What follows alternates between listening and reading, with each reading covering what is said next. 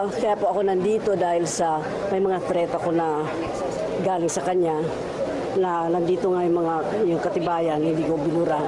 Kaya isa yun sa mga dapat kong ipaalam. Pero Masama yung ano.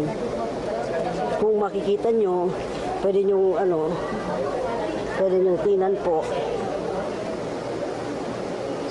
so natatakot po kayo para sa seguridad niyo? Siyempre naman po, mayroong dahil hindi po natin alam kung ano yung talagang nasa isip niya, na ang sa akin naman, pero hindi ako natatakot kasi andun yung lang na dahil nga dito sa pananakot. Pero ang sa akin naman, kung tama naman yung ginagawa mo, bakit ka naman matatakot?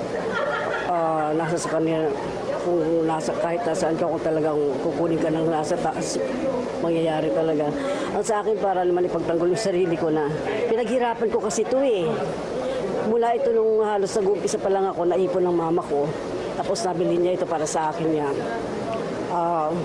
Yun ang pinagkatalunan dito ngayon. Yung mga pinaghirapan ko nung araw.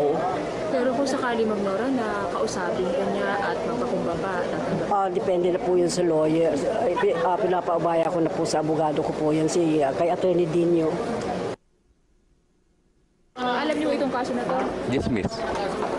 Kasi may consolidated dismissal na yan eh. Same case, same information. Kaya papasok sa double jeopardy. Magpiyapiyansa na lang ako para ilaban na lang. Yun na lang. Gusto niyo kausapin si Nora? Yoko. Bakit? Magagalit nanay ko.